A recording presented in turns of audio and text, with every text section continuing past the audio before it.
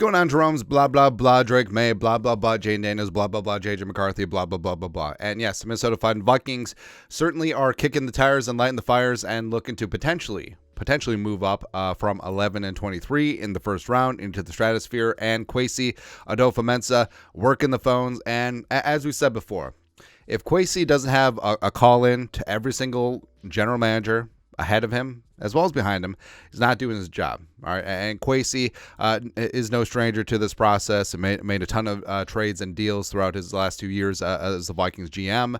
And now the Vikings have the potential to really get up in the stratosphere and find their quarterback of the future.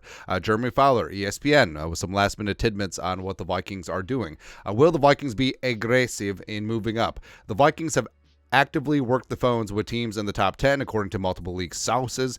Jonathan Jones is also in on this last night, giving them options at the quarterback spot. As Dan Graziano points out, New England is among the teams they've called. I think they'll pull it off. An AFC executive said about Minnesota moving up to secure a passer. They've probably been the most active team as far as potentially moving up. Now, at 3 is, of course, Elliott Wolf. Oh, we haven't received a serious offer yet. Shut up. Shut your face, shut your mouth, shut everything. The teams are split on whether Minnesota's target would be May or McCarthy or someone else.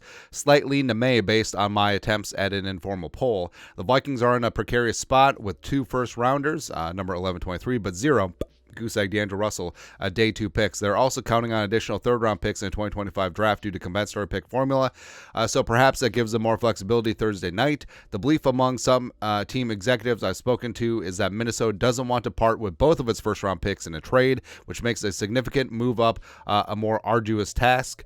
Man, Jeremy Fowler is either a very educated man, a big J journalist, or he's got a word of the day calendar. Perhaps that's just posturing, but the Vikings appear nimble. And now, if the Vikings don't give up 23, then you're looking for certain at the 2025 first round pick, maybe even 2026, or 2026 second, third rounder, whatever. But I feel like if it's a spot where the Vikings trade up into the top 5, they'll probably have to include 23 because a first-round pick this year is more valuable than in future years, right? Because, yes, I mean, future first-round picks, it could be high, but this year, draft picks, you get to use it this year, as well as you know where it is and you know what the concrete value of it in terms of players that are going to be potentially on the board is, right? So that's why it's obviously more valuable. But if it's a smaller trade-up, say one of the big 4 quarterbacks gets outside the top 6, say one gets past the Giants,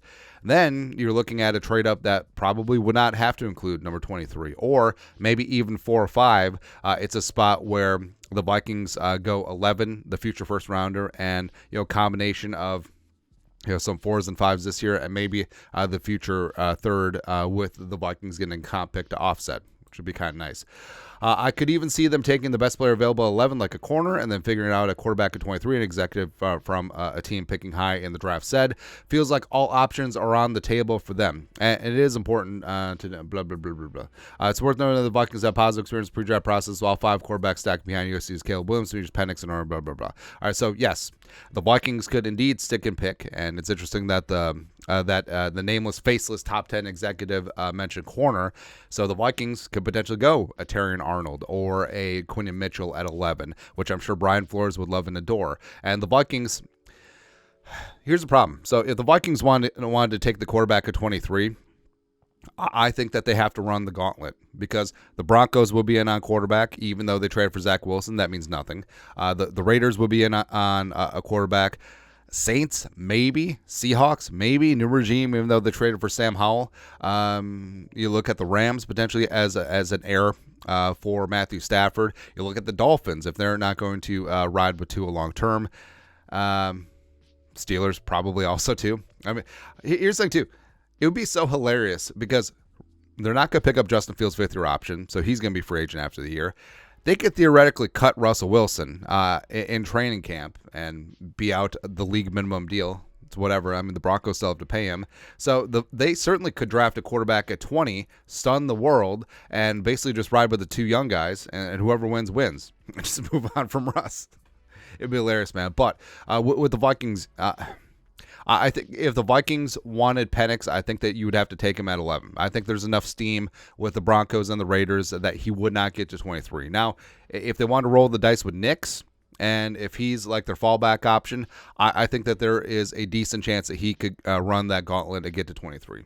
But like I said, it's all speculation at this point. And Kwesi working the phones certainly, and if he's not doing that with the commies at 2, even though they're probably not going to trade out, the Commanders at the Patriots, at 3, the Cardinals, the Chargers, everyone. If Kwesi's not working those phones and having contingent deals in place or frameworks of potential deals in place, depending on what happens with the board, he ain't doing his job. And we know that Kwesi, no matter what you think of Kwesi, he's definitely going to be doing his job, definitely going to be doing his diligence. So we'll just see what happens. For the love of everything that's holy, please just get this done. Also, it would be nice to hang on 23 and still get your quarterback at 11, but we'll see what happens. Anyways, your thoughts are thoughts of Vikings and Kwesi working the phones, looking to move up, but also maybe hang on 23. I'll let us know your thoughts and our thoughts in the comment section below. Subscribe for daily Vikings text. Ooh, they just signed Amon-Ra. Skull production value.